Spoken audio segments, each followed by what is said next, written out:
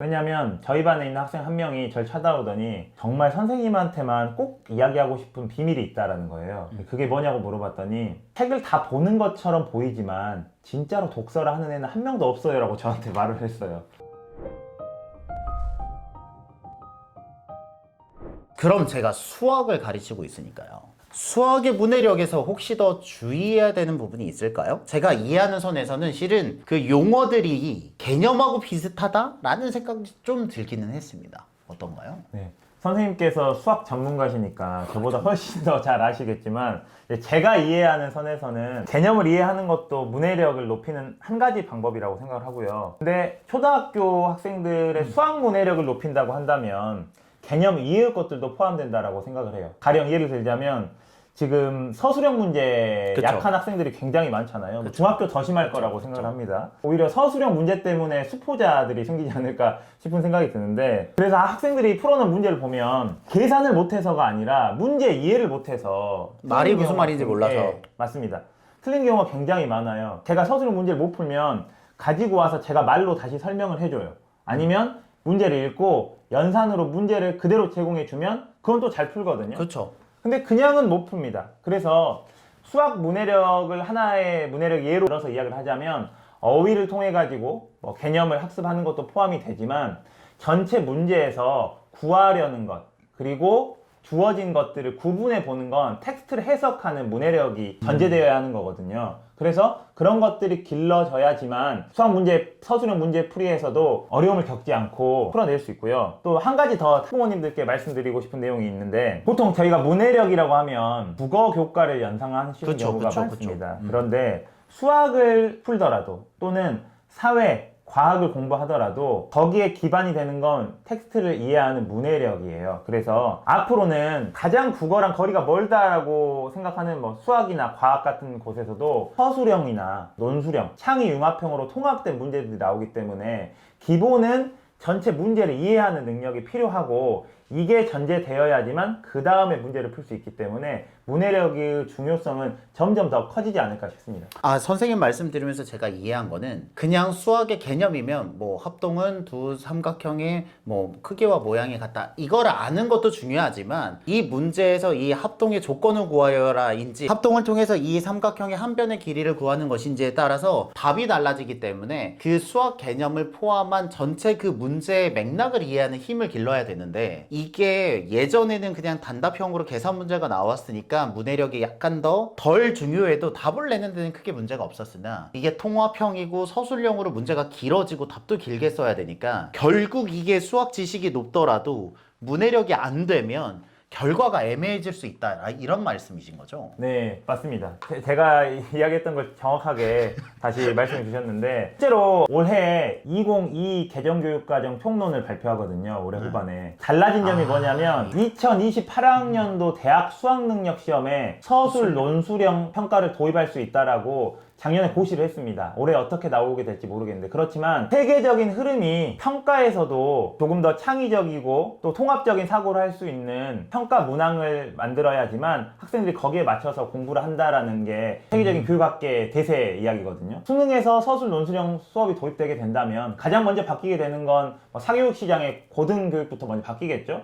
고등학교에서 대치동에서 먼저 거기에 맞는 준비를 할 것이고, 이건 고등, 중등, 초등으로 점점 내려올 것이라고 예상을 하는데, 그것의 기저에는 단순히 지식을 넣고 이걸 잘 인출해내는 암기하는 것이 주를 이루었던 교육적 방법에서 이제는 단순 암기가 아니라 내가 가지고 있는 것과 들어온 것들을 잘 융합해서, 그리고 여러 가지를 넣어준 걸 이걸 잘 이해하는 문해력을 바탕으로 문제를 풀어나갈 수 있는 힘이 있는 사람들을 평가하는 게 평가의 대세이기 때문에 그런 능력들이 필요하다고 생각합니다. 전 들으면서 설득이 됐어요. 이게 뭐냐면 요즘 트렌드가 문해력이라고 하는데 왜 이렇게 문해력 하나라고 생각을 했거든요. 왜냐면 국어 교육의 연속이라고 생각할 수 있으면 국어에 한정된 건데 왜 이렇게 전 과목에 걸쳐서 문해력을 강조하나라고, 어느 부분은 이해가 되지만 어느 부분은 이해가 안 됐는데, 선생님 말씀 들으면서 이해가 된 게 문해력이 답이 안 나오면 다른 과목의 점수가 다 안 좋을 수가 있네요. 그러니까 이게 수학이냐 과학이냐 문제가 아니라 그걸 다 서술형 길게 만들어 놓고 길게 쓰세요 하면 이게 수학 지식이 높아도 문해력이 떨어지면 이걸 답으로 도출을 못 하기 때문에 이 문해력이라는 키워드가 우리 자녀의 성적에 모든 것에 영향을 미칠 수 있으니까 이게 키워드로 떠오른 거군요. 실제 이제 현장에서 수학을 가르치고 있으시잖아요. 네. 그럼 제가 하나 질문을 하자면 수학 잘하는 애가 다른 과목도 잘하나요? 그런 경우도 있고 아닌 경우도 있죠. 근데 문해력은 예. 잘하면 다른 과목을 다 잘할 가능성이 높다는 거죠. 어떤 학습하는 방법에 관련된 능력이라고 생각을 해요. 왜냐하면 아이들은 뭐 학교가 없어진다라는 이야기도 요즘에 많이 나오고 있는데 학교가 없어져서 누군가 무엇을 가르쳐 주거나 배워야 될 지식을 배울 수 있는 곳이 사라지게 된다면 결국은 배워야 할 걸 내가 찾아서 배워야 하잖아요. 그럼 그런 사람들한테 필요한 건 학습하는 방법을 알고 있는 사람일 거예요. 그런데 이 문해력은 학습하는 방법에 기본적으로 전제되어야 하는 능력이고 이게 있어야만 학교 졸업하고 나서도 내가 원하는 걸 텍스트를 읽고 해석하고 적용하고 그 다음에 또 다른 텍스트를 읽어가면서 날 계속 성장시켜 나갈 수 있다는 거죠. 단순히 이 능력은 교과 과목을 공부하는 것에만 필요한 게 아니라 내가 평생학습자로서 살아가는데 굉장히 도움이 되는 능력입니다. 그렇게 생각하면 자녀에게 중요한 제일 교육 요소 중에 하나가 문해력으로 올라가는 게 그럴 수도 있다라는 생각이 드네요. 그러면 이제 실질적으로 문해력을 공부하는 데 있어서 부모님들이 어떤 방향으로 교육을 하면 좋을까? 이 부분에 대한 질문을 하려고 하는데요. 그 앞서서 제가 책 제목에서 하루 10분이라는 얘기를 듣고 아, 이분도 습관 좋아하시나? 저랑 비슷한가? 라는 기쁜 마음이 들었었거든요. 성장하는 삶은 습관의 비밀이 있다라고 생각을 합니다. 그렇죠. 고대현 선생님도 중요하게 여기시는 것 작은 성공인가요? 네, 네, 작은 그거 승리를 하는 쌓아 큰 성공을 만든다. 네. 그게 바로 습관의 중요성을 이야기하는 거고 저도 습관이 나를 만든다고 믿고 있기 때문에 하루 10분이라는 키워드를 잡은 것도 사실 그 전에는 하루 한 장이라는 키워드를 잡았었거든요. 하루 한 장, 하루 10분 이게 굉장히 사소한 시간이지만 특히 그리고 학생들에게는 길게 하라고 하면 잘 못합니다. 초등학생들은. 그렇죠. 그런데 하루 10분 해볼만 하네? 라고 할 수 있습니다. 근데 하루 10분 하면 내일도 하루 10분 할 수 있고요. 그 다음날도 하루 10분 할 수 있습니다.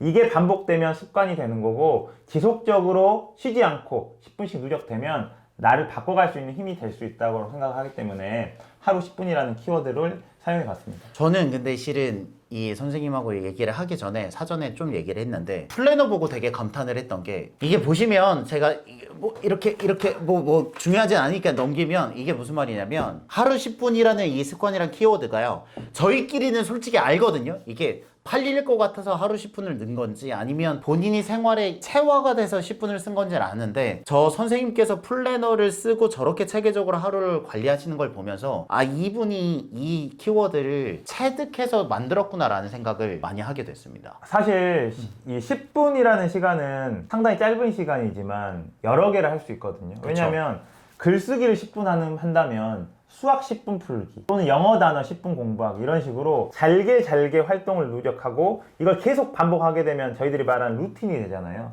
이 루틴이 쌓이게 되면은 그날 이 루틴을 빠뜨리게 되면 뭔가 불쾌한 기분이 들고 그리고 이 불쾌한 기분이 들면 그 다음날 그걸 다시 채우려고 하고 그러면서 조금 내 부족한 점들을 채워 나가면서 조금 더 나은 성장을 만들어낼 수 있는 원동력이 된다라고 생각을 하거든요. 그래서 하루 10분이라는 게 사실 현장에서 아이들과 제가 적용을 하다 보니까 애들에게 자 글쓰기 해보자 라고 말하면은 일단 싫다는 야유가 조금 나오는 경우가 굉장히 많습니다. 네, 그렇죠. 근데 이제 야 10분만 써보자 라고 하고 그냥 말로만 하는 게 아니라 칠판에 타이머를 딱 10분 맞춥니다.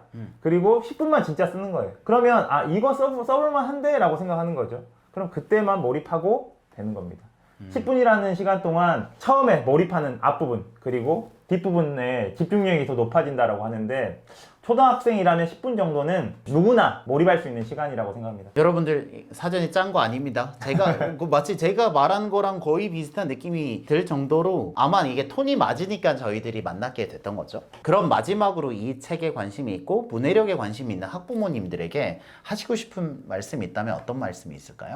보통 학교에서는 아침 독서라는 것을 그쵸. 합니다. 아침에 등교해서 독서를 하는 거예요. 근데 저희 반에서는 독서를 하지 않거든요.